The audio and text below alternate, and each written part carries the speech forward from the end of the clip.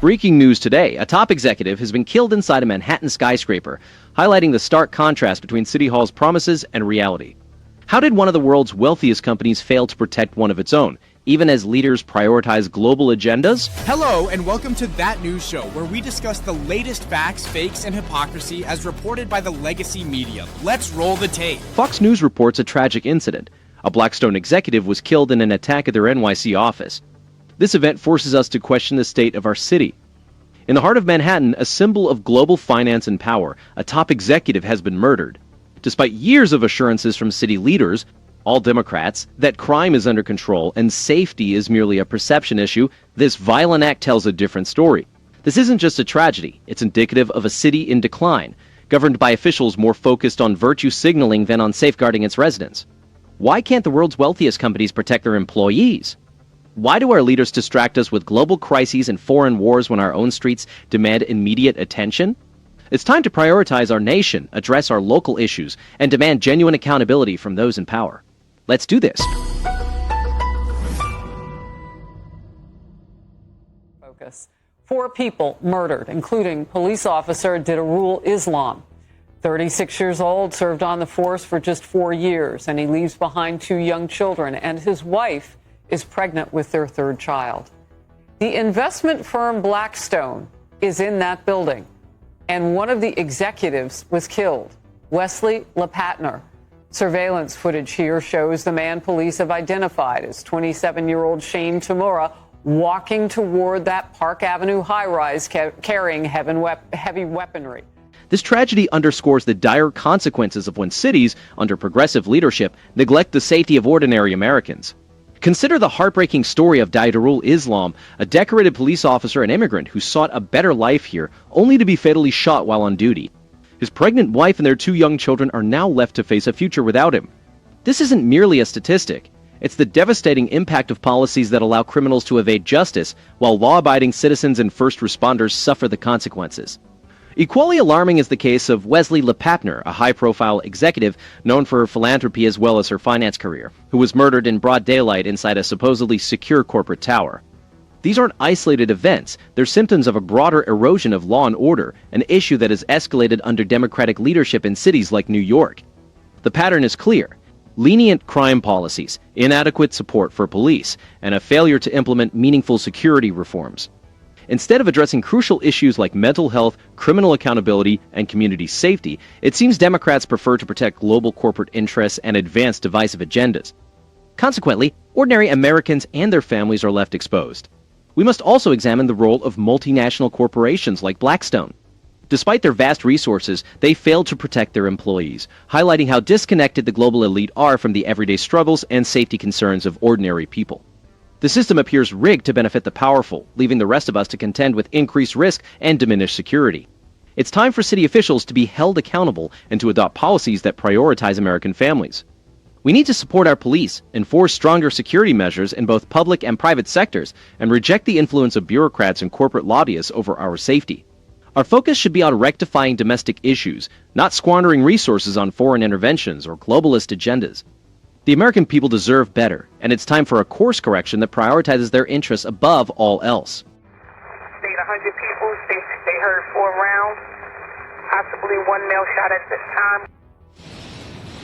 And that was the dispatch as they tried to get those officers out to the scene as quickly as possible. This is the gunman identified as Shane Tamura. Authorities say he just walked right in with a rifle there. You can see it on your screen around 6:30, which is pretty busy here in Midtown Manhattan, as you know. He did leave a long note behind, according to authorities. The 27-year-old in that note claiming he suffered from CTE from his time playing high school football. The New York City Mayor Eric Adams talked about this today, saying Tamura came to this building specifically to target the NFL headquarters.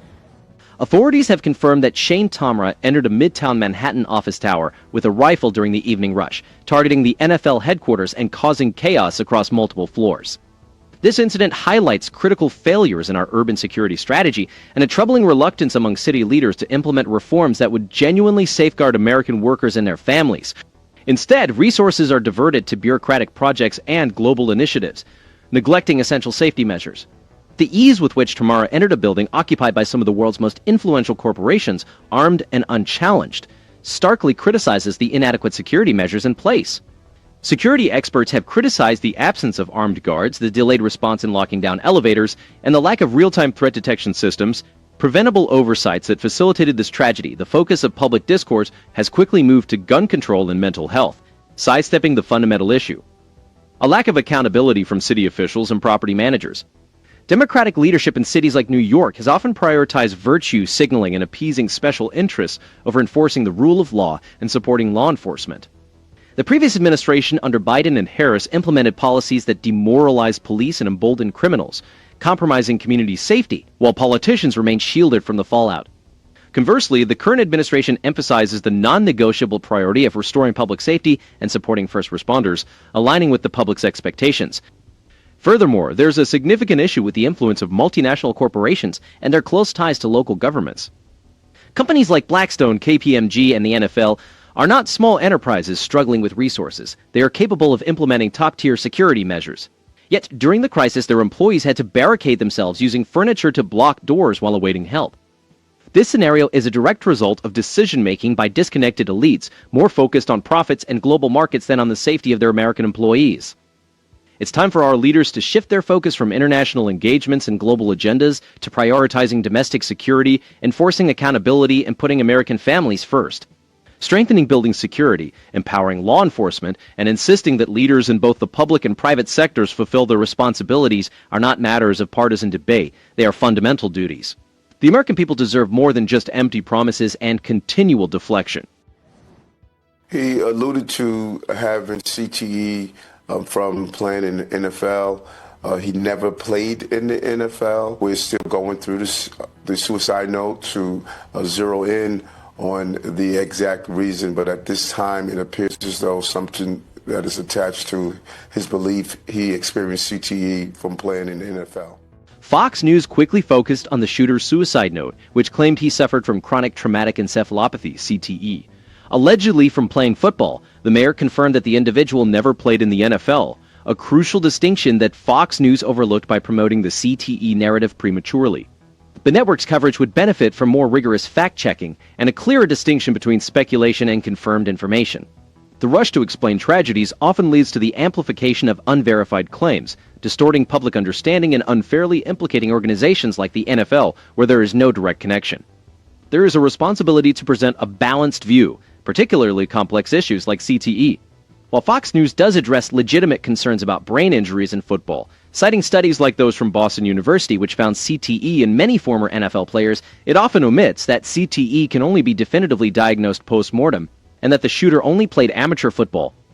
This omission could mislead viewers into believing the NFL is directly responsible for this tragedy, a conclusion not supported by the facts. On the positive side, Fox News incorporates expert opinions and medical research into their coverage, a commendable approach. The use of interesting visual storytelling, including surveillance footage and graphics, helps viewers understand the sequence of events. The network could improve by consulting more independent medical experts instead of predominantly featuring law enforcement or corporate spokespeople, offering a more nuanced perspective on mental health and brain injuries. The broader issue is the media's focus, including Fox News, on sensational aspects such as the NFL connection or the shooter's mental health, while neglecting the policy failures that allowed this attack to occur. The real story concerns the breakdown of security protocols in a building owned by a global real estate conglomerate and the lack of accountability from city officials. Coverage should stay grounded in facts and push for answers about why basic security measures failed, especially in a city experiencing a decline in public safety under Democratic leadership. This situation also serves as a reminder of the dangers of letting global corporate interests and political elites dictate priorities, often at the expense of ordinary Americans. The focus should be on protecting our communities, not on chasing media-driven controversies or investing in foreign interventions that fail to address the real threats facing our cities. Fox News should anchor its reporting in these realities, holding both public officials and private corporations accountable, and resist the urge to sensationalize before all the facts are known. Can you believe this?